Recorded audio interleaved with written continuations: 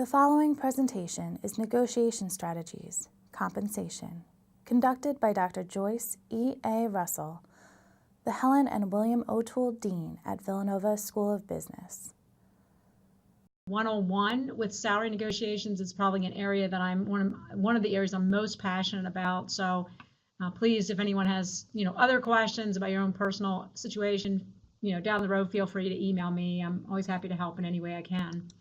So there's a number of different kinds of tips, and I think one of the things that comes up for people is they're always curious about if the economy is tough, can you still negotiate? And especially given your backgrounds with either being alums or being in our MBA program or EMBA program, et cetera, where you have more work experience, you definitely have more leverage to negotiate than perhaps a person that's just starting out, although they still have negotiation opportunities as well. So, employers still expect that you would negotiate throughout, no matter what the economy is like. It just, depends on what your niche is and how much leverage you might potentially have. So we'll talk about some of these tips. So I want to point out this note that I have up here about 8 out of 10. So 8 out of 10 companies are willing to negotiate salary, but only 3 out of 10 job candidates ever try. And that's from Society for Human Resource Management, who talked about that. And it is interesting to me, in many years that I have taught negotiations, I have a handful of people that will say, okay, well, here's my offer and here's what I want to do. There's so many people who say, here's my offer and I think it's fine. And they never even think to ask additional questions. So employers, especially if you come from a business school, they almost expect that you're going to negotiate. But the most important thing you can do is prepare. So probably 80% of your success, and this is anecdotal, I would say, but probably I would say about 80% of your success is due to your preparation. It's not so much about what you do when you get in that room to negotiate, but what you did before you got in there. So what do we mean by prepare? There's a lot of things that you should be looking at. You need to figure out what is it that you want. You have to conduct salary research on the position. This could be whether it's a new position or a raise. What does the market look like? If it's a new position, obviously you're going to research, the company and try to figure out how is the company doing. And I say this because I've had, when the economy was more dire in past years, sometimes employers would say to applicants, well, we've had a really tough year, so don't expect to negotiate. But if you've done your research, you may find out that that particular part of the company has done extremely well. And so you do have opportunities to negotiate in that part. So I would say be preemptive here and go ahead and do your research on the firm so that you can go in there and say, I'm really excited about the fact that your firm is doing so well. You just had, I saw the annual report, you've done really well in these different areas, but just do the research because, it shows that you know what's going on, and they can't then use that we're not doing so well, which a lot of companies have done even when they wasn't exactly accurate. You need to determine your market value. And I'll talk about your BATNA in a little bit, but it's really, if you can't reach an agreement, what will you actually do? You need to think about that. So a couple more things to think about with preparation. Really, at this point in time, today, if I asked you today, and I've often done this for people, write down what you think you're worth today, and just write down a range. Could you do that today? And I think everybody on the call could probably do it, but how confident do you feel in what you write down? And if you're not very confident, then you have to do more preparation, because you're just not sure. It would be like going into a store and buying a mattress and saying, well, I don't know if this is a good price or not. It really depends on, did you do the research to find out, wow, they're really overcharging me, or this seems like it's a good price. It's the same thing with salary negotiations. You need to know what is the typical salary. Now, at the very end, I've listed, and so when you see the slides, I've listed some resources for, well, how do you find this data out? And so there's a number of resources that are out there, salary.com, careerbuilder.com. I mean, there are so many resources that can help you figure out, for the kind of position you're looking at, what are the typical salaries. And if you're internal, a lot of times you can learn that information as well. Now, I know a lot of companies don't like to talk about salary. Some of them actually, really frown against talking about salary, although they're not really supposed to do that. But I think it's to whatever degree you can get data. If, I've often told undergrads, if they've had internships, or even MBAs, they've had internships, talk to the other people who had internships to see what kind of offers they're getting. Because a lot of times people will tell you. But it's going to be really important to figure that out as early as possible. And so everybody that's on this, chat today, or people that because a lot of times people will attend a session like this and they also have family members who are going through this, tell them they need to figure out what are they worth based on their experiences. And that's really pretty important. And like I said, you may collect information from, a variety of sources about trying to do that. So that's the key, most important thing, and that's why I spend those time on that. Know your worth. Second big thing is know the badness. So those of you who taken a negotiation course before or heard any kind of language, we talk about the BATNA, which refers to your best alternative to a negotiated agreement. So that means you're either going to accept whatever it is that they offer you, or you're going to do something else. What is that something else? Now, if you have multiple job offers, it could be one of those other offers. If you're at a firm and you're looking for a raise, and by the way, all these points apply for raise situations as well, which is one of the most stressful things that I think a lot of people go through. And so preparation really helps you with dealing with the stress about that situation.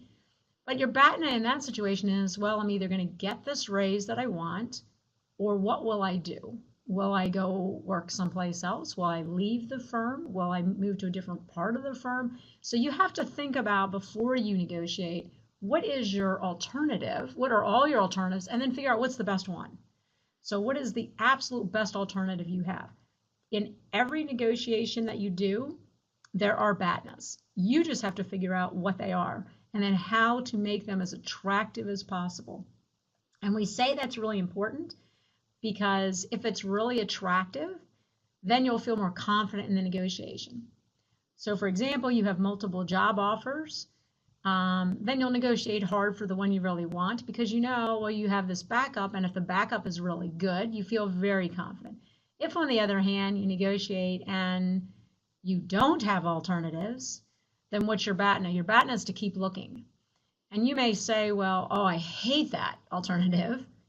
Or you may say, well, actually, I don't mind it because I feel pretty marketable. So the way you perceive the BATNA will influence how confident you feel and how hard you negotiate for things. So if you're looking for a raise, I would strongly encourage you to look at the job market as well. You never go into a raise cold with no preparation or with not looking at the market, because you just don't know what are your alternatives there. The other thing I suggest is look for all these alternatives around the same time period. That's really helpful, so that you have some way of looking at these different kinds of alternatives. I also do not think you should throw your alternative in their face and say, well, if I don't get this, then this is what I'm going to do. It just doesn't go over really well in salary or in raise negotiations. It does if you're going to go to work for a competitor, because everybody's very competitive about their competitors, and they hate to lose someone to a competitor, especially if you're, a fantastic employee, like I'm sure many of you are. So it would be better to bring that up only if it's really good alternative, and only if you can say it in such a way that it's not really threatening them, but just educating them. And then the other point about BATNAs is you really should think about what is their BATNA. So if you're going for a raise discussion and your alternative is that you would go to this other firm and maybe you have another possibility, what is their BATNA if they don't make the deal happen with you? Then they lose you. And if they lose you, how attractive is that for them? Maybe they easily can get people in your position, so it's pretty attractive. But maybe it's not. Maybe you are really have great relationships with certain clients that are very important to them. So then their BATNA is not particularly attractive. So it's very important for you to think about what is your best alternative to a negotiation, and then what is theirs. How attractive is yours, and how attractive do you think theirs is? And sometimes it's helpful to actually say, well, it would be really great for both of us if we could make this work out, because for you, it would enable you to, keep me, and I'm really, these are the clients I'm really working with. Sometimes you help them understand that their Badness is not particularly attractive. But once again, I don't like to do that in a threatening way, just in an educational way. So that's the second key point. And those 2 points, preparing and knowing your Badness, are really critical. Setting higher targets is a third point. We talk about this often as an MPP. What is your maximum plausible position? I say plausible because we're not saying unrealistic, we're saying plausible. If you're going for a job and the salary is, 120,000, and you go in and say, well, I was really thinking of 200, well, that's just not even plausible. On the other hand, if you've done market research and you feel like it could go up to 145 or something like that, then you might start with, your MPP. Now, the key thing here is people expect that you're going to negotiate, especially if you're in the business world, especially if you're coming out of a degree. And even if you finish your degree within the last year or two and you're utilizing it, you're capitalizing on your degree to move into another industry or firm, they expect that you have business skills that you're going to negotiate. So, or at least ask questions. So they know that you're probably going to ask for more than you want. So if you go in and say, this is exactly what I want, and you're thinking, okay, this is fair, and you're not asking for more, remember, they're using that as a starting point. So they're still going to probably go down. And the other thing I should point out is, as I have on the slide, there's plenty of research to this point, that if you actually, I think people often do not set high targets for themselves. And as a result, they go in with something pretty close to what they want, and it's very hard for them to then get what they want. But if you research has shown this example, if a person had a 30% increase in their goal, so this person A has a target of 90K, person B has a 30% higher target, person A might get the 90K, but person B would probably get more. And it's just one of those fundamental principles that if you start higher, you probably will end up with more. But once again, maximum plausible. If it's an extreme offer, then just be really careful about that, because you can really upset them by throwing out an extreme offer right away. And even though they might have met your offer, they're so upset with you for throwing out an extreme offer that they often won't do it at all. So maximum plausible. Now, how will you know that? It's all about the research.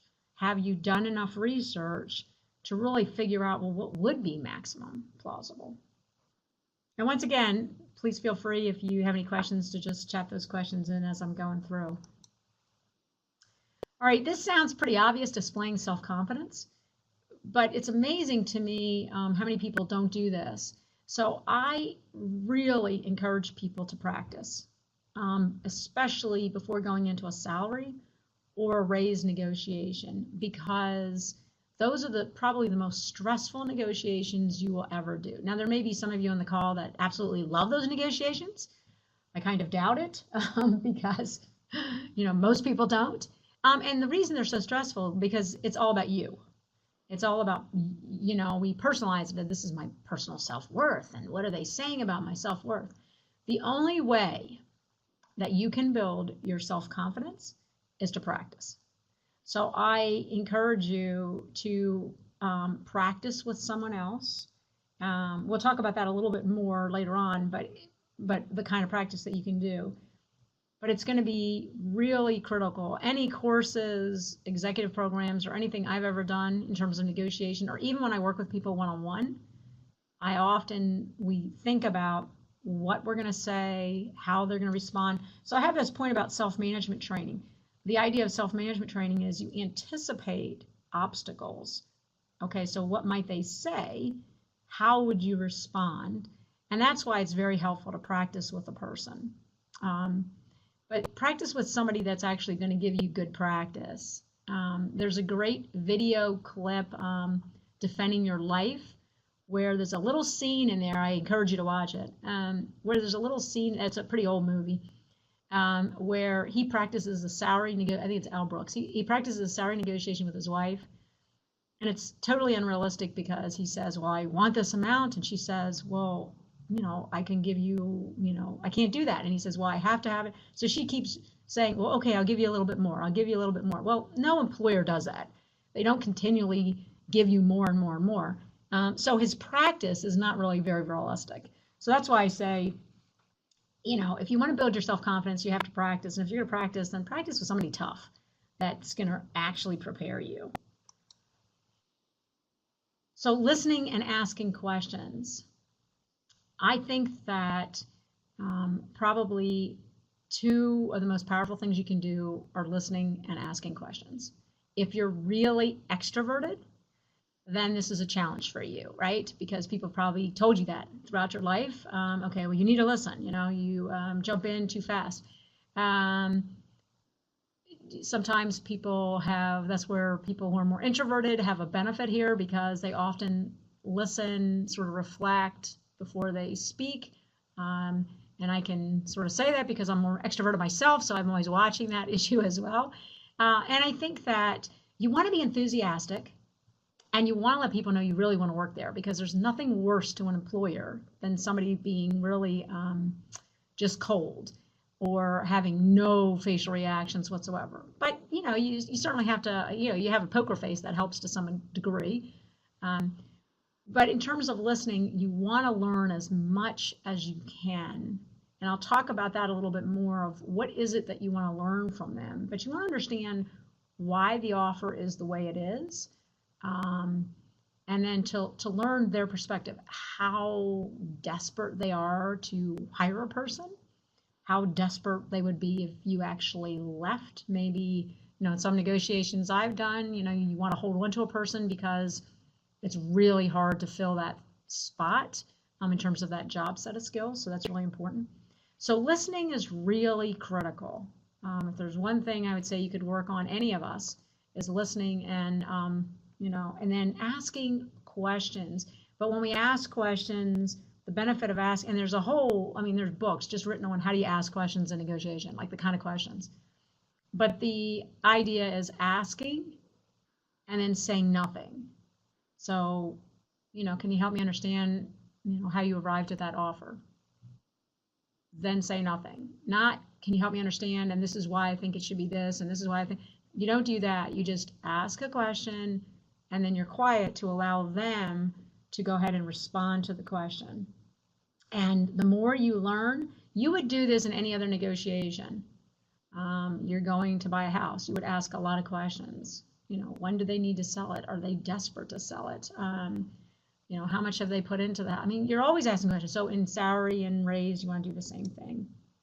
So I talked a little bit about practicing your negotiation, but I think this is very important. And I think you should script it out. And I don't think you should stick to the script exactly, but I've seen many people just wing it, and that doesn't work. So I think, and that's when I know I've had one-on-one conversations. And so have someone who's going to work with you one-on-one, where you're going to, say, this is how I'm going to make the phone call. This is how I'm going to talk to them. Have them sort of say what they're going to say, because employers are only going to say certain things. I need to go check with someone about that. No, we can't do that. Let me look into it. There's only certain things they're going to say. And then practice this, in terms of a role play, and get somebody to give you feedback. I think it's also important to get feedback whether you do a negotiation face-to-face, in person, or by phone, or by email. And first, let me just say, email is your worst form of negotiation. The research shows that it's the least effective, especially for something really important. Now, the only time you would use it in a job negotiation is if you've already met with them, you've already had some conversation on the phone, and then you're just maybe finalizing something. But you would never use it as a starting point. It's way too easy for them not to answer at all, or to answer in some fashion that you're going to then say, oh my gosh, they didn't respond to me in 2 days and now I'm panicking. So always try to do face-to-face if you can, followed by phone, followed by email. But a lot of these could be by phone.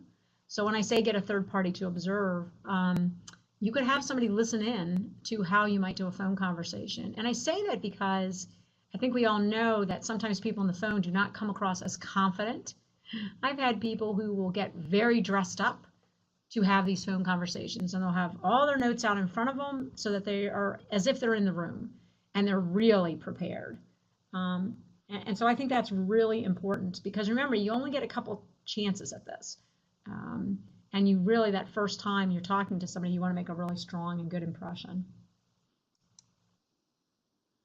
Okay, I think this is delaying talking about money, get a written offer first. Sometimes this is puzzling to people, but it's really, really important. There will be I have heard so many situations, I've been involved in situations myself, so many situations where people will ask you, well, what salary were you thinking about in the first interview, right? And it's in your best interest not to answer that question. My family says I'm the master of deflection, and I take some pride in that. It's probably not for some, it's not good for some communication, but it is good in salary situations. And the idea is to delay discussing the salary as long as possible until you have a written offer. So we're talking about new job situations. Why do you do that? Because once they've given you a written offer, it's clear that they want you. And if you ever start, and I've talked to people who are like, well, I'm not sure how much they want me. And I'm like, they've given you a written offer. They really want you. They don't want the person next to you. They want you. So now you know you have leverage. If you start the conversation too soon, you don't know if they really want you. And as a result of that, you know, you could actually price yourself out of the whole conversation. And I've had people do that. In fact, I was just in a meeting recently where that happened, where they didn't consider a couple of people for something because they said, well, you know, they told us what they were looking for, and we just think it's going to be too far out, so let's not even bring them in to talk. So the downside is if you answer this too fast, you might throw something out too high, and they may not even consider you further. Or you might throw something out too low that they'll hold your feet to the fire later on. So it would be in your best interest to try to avoid this. The best way to do it, and they'll also ask you this on, you know, job applications, you know, everything is, there's so many things, you know, that you have to fill in online now. And they ask you to put in what your current salary is, what your preferred salary. I mean, there's a lot of ways they try to get at this. So if you could just write in negotiable, that's what I would put in. If they ask for your current salary, I would leave it blank if you could. If you can't, because it won't let you continue on if it's a computer application, you could try typing in X's. You could try typing in zeros. They're not going to think you want nothing. And it generally doesn't throw you out. Now, I do, you know, work with people on the other side, the HR side. And so they do tell me, well, you know, we kind of get annoyed at that. But if you're a really, you know, and the people we have on this call, you know, you're really strong candidates for positions, they're not going to throw you out because you didn't answer that question. They might follow up and say, oh, I noticed you didn't answer this. Could you answer it? Then you still need to say, well, I want to learn a little bit more about the position, or can you tell me more about the people I'm working with? You always need to be enthusiastic and try to deflect to learn as much as you can about the job. But the key point is they need to want you, and you never know if they want you until they give you the written offer before bringing this up. I know this is tough and this is stressful to delay, but it's in your best interest. It's in their best interest to get you to reveal something early. Now, I will say the one caveat is if you have very high expectations. I had a executive I worked with who had this whole laundry list of things that he wanted. He was in a great job. He wasn't even looking, but somebody was looking for him. And so that was fine. He could say, here's all the things I want. You make these happen, maybe I'll do it. But we're not all in that situation. So we have to be realistic here. Okay, it's really important to understand who the decision makers are. Okay. All right, so somebody asked me, I'll go back for a second. Somebody asked me the question, How do you answer the question? What are you looking for? Yeah, they do ask you point blank. And then sometimes they pressure you too with these tactics of, well, I kind of need it just to fill out a form, or we can't move on. I would just say, I'd love to be able to answer that question. Can you tell me a little bit more about the scope of the job first? Can you tell me a little bit more about some of the people I'd be working with? I'm happy to answer that, at a later point. You want to nicely deflect if possible. Now, they may still say, and by the way, there's research that shows that if you can deflect this 3 times, you'll probably be fine, because they often don't ask the 4th time. The problem is we have a struggle with ourselves deflecting it 3 times. So they may ask you the first time, you don't answer them, deflect, and then they ask you, well, no, I kind of just need this. Don't worry about it. It's no big deal. I just need to put it on the form. You could say, oh, I totally appreciate that, and I'm happy to answer that. So you said I'd be working for this supervisor, and these would be the projects. I mean, you have to be really good at deflecting. And I know we're stressed to do that because we think, well, that's not good communication. But you've acknowledged them by saying at some point you'd like to answer that question. Once again, I know this is difficult to do, but I think it really is important. So I have the question about these tips in a nonprofit. I think all the tips still apply. Once again, probably the most important thing though is to do research and find out what does the market look like, unless they're paying you nothing. But nonprofits usually pay. I mean, it's just a question of what are they paying. And so what's the research look like? But I think the tips in general are applicable. And I've worked with a number of people in nonprofits where they've been able to use these successfully. And so I think, once again, you have to have done some research so that you feel confident, so that you're really prepared. I want to answer this question, then I'm going to move on about the question about, is it okay to counter with, well, what's their salary range? So if they ask you, I think what you're trying to ask is, if they ask you the question, so what are you looking for? And you can counter and say, well, what is your range? Okay, so the only thing I would say about that, first, I would rather you deflect if possible until you get a written offer. Now, remember, not every firm is going to get you a written offer. Some of them will just say, well, wait a minute, here's the verbal offer. And, oh, we don't do that written offer thing. I mean, most of them do, but they may do it verbally. And by the way, for that, I would just say, then email them back and say, so this is how I understand the offer, because then you'll have something in writing. But if they ask you, you could deflect a second strategy. So maybe then you say, the question is, so what if I say, so what is your salary range? The only downside of doing that is, you could do that. The downside is, let's say they throw out the range and they say, well, it's between 90 and 110. Now they're waiting for you to respond. And if you're face to face or on the phone, you need to respond, right? So now you're already in a negotiation with them. And if this is the first interview, you've already started the negotiation process. So you got to be careful when you throw out certain statements. You could say, well, I'm just collecting, because as soon as you ask that question, they're going to want to know how you feel about it. And you're going to have to respond in some way. Well, that seems okay. Or, let's still talk about the job. But they're going to want to know, does it seem like it's even in your ballpark? And frankly, the example I gave you earlier, where there were some people that were knocked out of consideration, that's what they did. They asked about the salary range.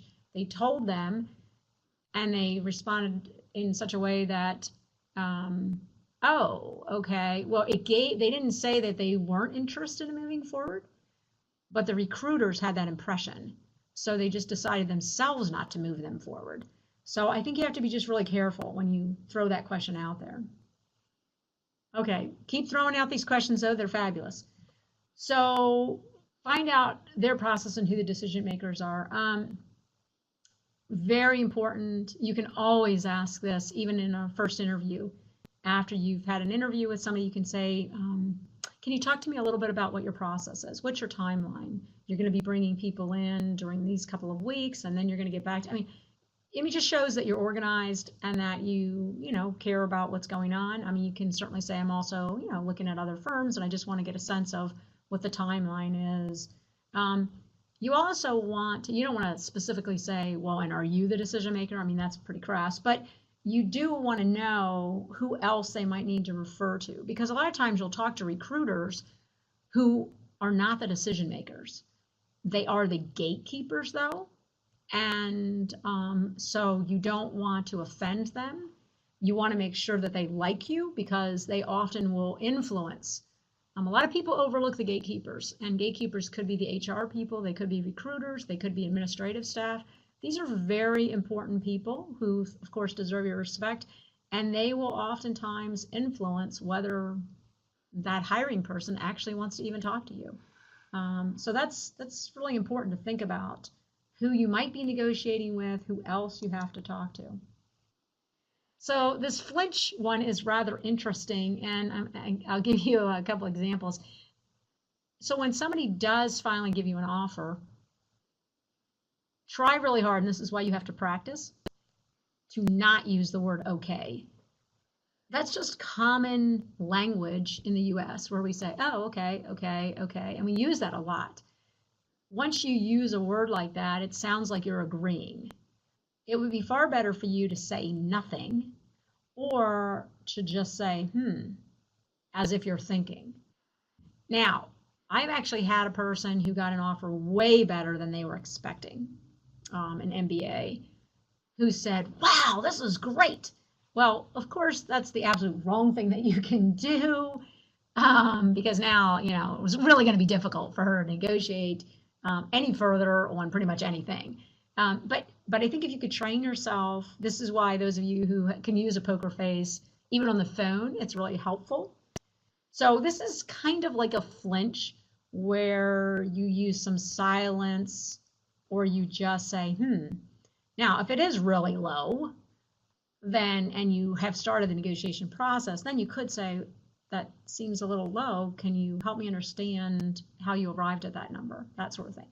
A real flinch would be in a situation, and you could think about it in situations where you're going to, let's say you're going to go buy, some furniture or something, and somebody throws out a price, and you're like, oh my gosh, and you just react either with verbal or nonverbal in such a way that they know you're sort of shocked by the offer. That's a real flinch. In a job negotiation, you don't want to use a real flinch like that, because it's really abrasive looking. But you could use silence. Just be careful about using the word okay. It just is not great language, and we use it a lot. Cite your research. Really important that once you get into the negotiation conversation with them, you can't just say, and I want, 100,000 because I've always wanted a six-figure salary. I've actually had people do that. I don't think any of you all would do that, but I've had people do that, and you can't use that, obviously. You have to cite specific research. I've done can you help me understand how you arrived at that offer? Because I've done some research, and this is the range that it seems that, a person with my experience in this kind of position might actually, get. So helping them see the market research. Now remember, they'll have their own market research. And so be prepared for that. You can't be shocked by that they have their own market research, and it may not be consistent with yours. This is why you try to do as much research as you can. And then supporting it. And I think that in your all situation, there's so many great ways that if you're trying to get a raise or a bonus or a higher salary, et cetera, that you could support it by pointing out. And this is why if you're in a raise negotiation in particular, you want to keep information on how you've been doing. And I always tell people, just write little sticky notes yourself, put it in a file, save all that, and sort of summarize, a self-appraisal. Because remember, nobody knows what you've done as much as you. Your boss certainly doesn't. So how can you help make them money? I mean, that's what they care about. How do I make money? How do I work with difficult clients? How do I work with certain types of clients? Can you manage teams? I mean, these are the things that they care about. So if you can respond to these types of things, then that's really helpful in terms of supporting your request. But it can't be some personal reason, I have a lot of debt from school or whatever. I mean, nobody honestly cares about that. I hate to say that. but they don't really. They want to know, what are you going to do for them and how are you going to create value for them? And that's either in terms of leadership, financial responsibilities, etc. So plan the conversation. This is really important. You may have a list of 10 things that you care about in a new job. You cannot ask for all 10 things, right? Unless you're that person who is being heavily recruited because you have some market skills that are really unique and it's really hard to find. So I would tell you, start with the most important thing first. And I encourage people to start with salary because it's cash and it makes a difference in your future. We could do a whole nother session on that, how your current salary influences everything that happens to you after that. Because if you think about it, all your bonuses, performance increases, health, everything is based on percentages of your salary. So I get people to start with that. But I don't want you to say, here's my salary requirements, my bonus requirements, my job relocation stuff, you don't want to do that, because now if you do that, you've given them like this whole menu of things, and they will pick the things that they want to pick first, and it's usually not salary. So start with salary, try to negotiate that. And if they immediately bring up, which they will because they're pretty smart, they will immediately say, well, wait a minute, you know what? We have a really great benefits plan. So I would just say, well, I really appreciate that. I'm glad that we can talk more about that, but I really want to first start with talking about the salary. And you want to try to get that to the point where you think you've gotten that, and that may take several conversations just on salary before you get into any other conversations.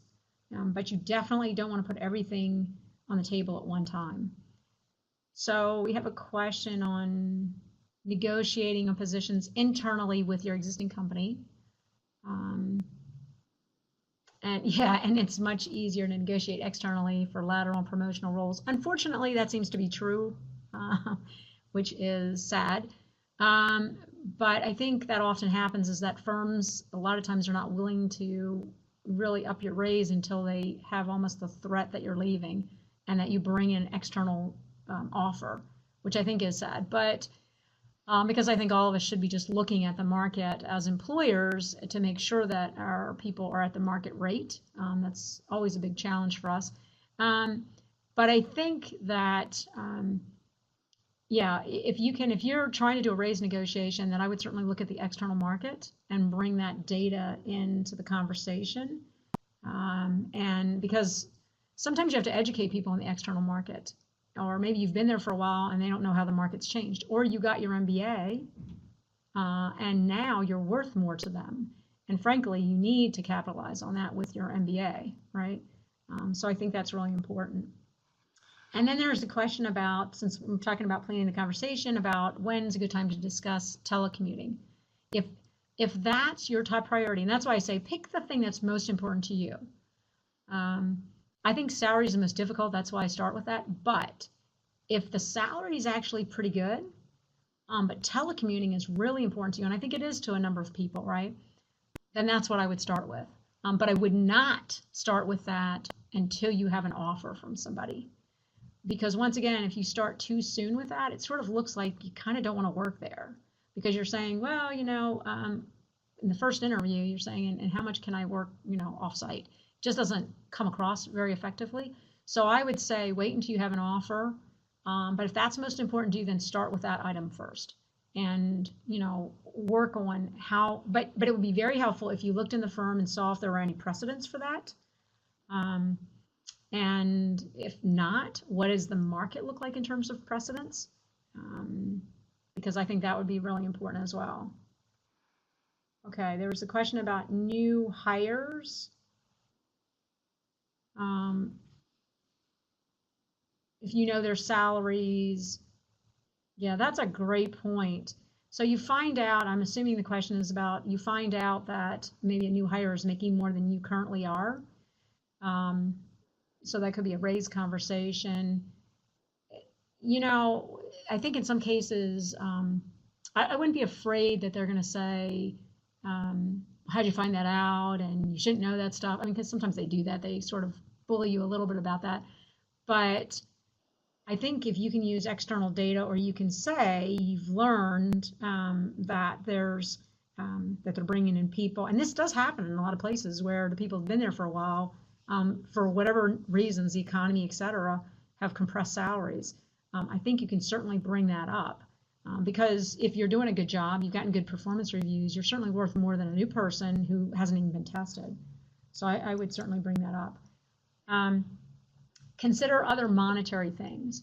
So remember, after you've looked at the salary, let's say you've gotten that, and maybe they were able to, they're either going to do nothing, they're going to move somewhat, or they're going to do everything you want, which, you know, depends on how much of an MPP you have, whether or not they do that. But once you feel like, and I think you can ask for something, and if they need time to think about it or go talk to someone, let them take that time.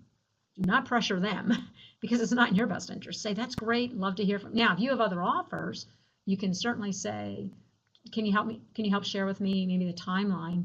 Because, you know, I'm trying to make a decision. If you're part of a dual career couple, and you can say, you know, my partner and I are trying to make a decision within the next few weeks, you could do that.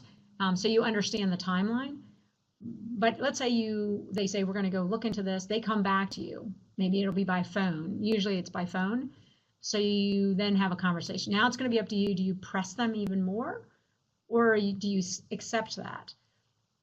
Let's say you've decided you can press them a little bit more. I would not press them more after twice, especially if we're talking about small amounts. Then it seems greedy, and small amounts would be thousands, right? So you're off by 1,000 or 2,000. I mean, those are small amounts when you're talking about big salaries, and then it just seems like you're greedy, right? And it just doesn't come across well. But I would, if you've decided, okay, I think we're at the place where we can go with salary, then you look at these other things. And especially if they haven't been able to give you exactly what you're wanting, then you can say, well, could we have my performance review within 6 months instead of waiting for a year? Could we look at a signing bonus? With an MBA, look at the data on MBAs, because they often get signing bonuses. Even if you've come back and done an EMBA, that's still a possibility. I've had people negotiate those. Look at performance bonuses. And I would ask the question, when they say, oh yeah, you could get anywhere from, 5 to 40%, let's pretend. That sounds fun. And for a performance bonus. Then I would ask the follow-up question. And so what did people typically get last year? Because I actually had a person going for a CFO job who said, oh, they're going to give me, 40% bonus. And I said, ask that question. He asked the question and found out that they didn't give anything to anybody the year before. So then you have some more leverage to be able to say, well, I see that you haven't really done very much, or it's been pretty low. So can we go back and revisit my salary? So these are all important things to ask about. But there are there are other monetary things besides just salary. There is a question about tactics that could be more applicable to women. I could do a whole session just on women's negotiation on salary, and in fact, I have many sessions.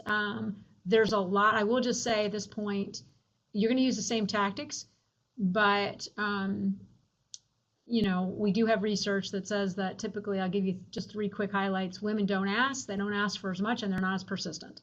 There's a couple great books called Women Don't Ask. That's one of them. And one of them is called Ask for It. And I would so Women Don't Ask and Ask for It, by the same authors. And I would certainly encourage you to look at those, because they're fabulous resources. But down the road, anybody wants me to do a webinar on that, I'm happy to do it, because I am a zealot on that topic too. Challenging the company policy. So we have a couple other points here. And once again, if they say, well, this is our company policy, we bring everybody in at the exact same amount, or, this is how we do it. This is no different than when you go into retail and they say, well, this is what we do. And they say it as if this has come down from the sky, like it cannot be altered whatsoever. There's a great book by Herb Cohen called You Can Negotiate Anything. It's a little paperback. It's pretty dated. So that part I don't like. But the part I like is he has really fabulous tips. Herb Cohen, You Can Negotiate Anything. And he talks about we should challenge company policies. Or just say, when they say, well, this is our policy, then you can just say, well, can you help me understand that? Because I'm a little puzzled. by XYZ. Now here, the tone is very important. Do not be confrontational, but you want to understand. And I will say that no matter where you do this, so you can practice in retail. I mean, it's fabulous because a lot of times people say, yeah, I no idea. Been here for 10 years, I have no idea why this is a policy. Let me check into it. Or they won't say they'll check into it, but you can go to talk to a manager, right? But there's a lot of people who do things that don't even understand why they're doing them. So it's great to ask or look for exceptions. What else? And that's why you have to do a lot of preparation, because there might be exceptions. I also think another strategy is a lot of times you'll get a job and it'll put you, let's say a government job, it'll put you in a certain GS level or wherever it is, it'll put you in a salary band. And I think what would be your first best strategy, if you don't like the salary, is to try to show that the responsibilities or leadership associated with that job should put you in a higher band. Because if you do that and you get into a higher band, then it'll be easier to get the salary. But to fight for the salary is a lot harder as a first strategy. So that's always important. I always want you to look at, where are they placing me? What's the range? If I come in as a staff accountant versus a senior staff accountant versus a manager versus a partner, how can I get into a higher level? And you know, you all with your backgrounds, you should be getting into higher levels. I think somebody asked a question about when they say MBA and licenses. Oh, that's kind of interesting. When they say reasons for salary increases, that's a personal accomplishment. That's pretty interesting. Of course, this is a personal accomplishment, but if you can say, this is how, and this goes to even this point, this is how my MBA or my certification, you know, all those different certifications I might do, really will add value to your firm, then it's no longer a personal accomplishment. It is a professional accomplishment. Now, if you're doing something, you know, you're getting a certificate as a pilot and it has nothing to do with your job, it's a totally different story. But you're all not doing that, right? So you're getting, you know, certificates and degrees that will add value, help you with certain types of clients, etc. So I would say you need to be able to show the case and, you know, come back to us as business schools and say, help me make the case. Because, you know, we have fabulous people here that can help you make that case. I will point out, they often bring up 3 possible objections when you raise a salary. And when I go back to the point about self-management training, you have to anticipate that these objections might come up, and then you need an idea for how to respond. In my references at the end, I cite a book called Dynamite Salary Negotiations. They actually talk you through these 3 specific salary objections and the kinds of answers that you might give. And of course, you have to wordsmith them to be comfortable with you, but these are the 3. Your figure is not within our budget. We can't afford to pay you that much. So you have to figure out, how do I respond to that? But the reason I want you to be aware of these is because if you hear them sometimes and you weren't aware that these are going to come up, then they throw you off. So, and just like you know that when you go into a car dealership, they're going to write down the price of the car and they're going to slide it across the table. If you know what a tactic is, it loses its power. When they say others with similar qualifications and experience don't match, you know, that much in our salary, then in our organization, then you have to talk about what is unique that you bring to the table. Or your salary history does not justify such a large salary increase. This one, I cannot stand by employers, but it happens a lot. So remember when they ask you that question, or they ask it on the application, tell me what your previous salary or your current salary is. If you answer that question, then they're always looking, well, I guess we could just give them 5% more or 10% more. You cannot have them start at that place. You have to have them start with the external market data, not what you're currently making, especially, you know, if you did get, you know, an advanced degree, an MBA as an example, you don't want to start at what you were currently making. You want to start at what is the external market for a person with, you know, whatever, 8 years of work experience and an MBA and a CPA or whatever it is that you have. So you need to look at the external market. So you need to be able to respond to the fact that that's actually not relevant to the conversation. And let's talk about the external market. But look through that resource because it gives you great tips, and you need to be prepared for those possible objections. I would say be persistent. A lot of people aren't. So I just have a couple final things as we wrap up. I've rarely seen a person say, this is what I want, and they're like, sure, we'll give it to you. I mean, that just doesn't happen. So you have to be prepared. I might have to bring this up a couple times. And let's be honest and say a lot of times they expect that you won't. Go back to the question about gender. There's a lot of research that shows that for women in particular, they expect that you will ask one time, maybe, and that you will then back down. And they know that. So this is where you have to practice. And when you script out with somebody, you practice, okay, and what if they throw out an objection? What will you do? How will you ask again? I call this sort of pushing back twice. It's going to be a book someday, all right? But it's this point of don't expect it to all happen initially, and you have to be persistent, at least push back a second time. And then probably the most powerful thing you can do is be willing to walk away. This is no different than if you go into a jewelry store and they throw out a price, and then you say, well, I have a much better offer elsewhere, and you walk away. Or a car dealership, they chase you down when you start leaving the car dealership because they know you have other choices. Now, that you're not going to like just walk away from a salary negotiation, but you are going to know what your alternatives are. And you're going to, if your alternatives are good, then you will have the freedom to walk. Whenever you have the freedom to walk, you have significantly more leverage. Okay, let me see if there's some final, so my last point, I do want to bring up a couple ethical challenges real quick.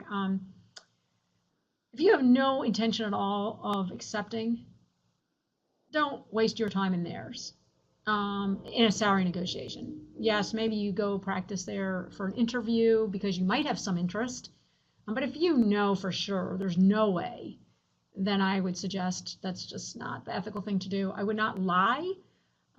First off, I don't encourage people lying, but also your previous or current salary. I've had people do that. They fabricate or they bluff about other offers or they make up things. First off, they're going to verify, but even if they didn't, we're all professionals, and so you can talk about other offers if you have other offers, even if you have other interviews. That's why you want to try to get everything within a same time frame so that you're legitimately talking about other opportunities. And getting time extensions from people to enable you to be able to do that. Okay, so last couple things. The question was, is it okay to share current salary with an executive recruiter? I honestly would be really careful about that. They will always ask you, I think, and you have to think first off, who are they working for? Are they working for you or are they working for the company? And I have just had interesting experiences where sometimes that some people have told me about, right, that I've worked with, who have said, the recruiter now knows their salary and they're thinking, okay, well, as long as I can get them a little bit more than that. So I would just be careful. And if you vetted them out and you feel really comfortable with them, then it's probably okay. But you also need to give them the market data of what you want.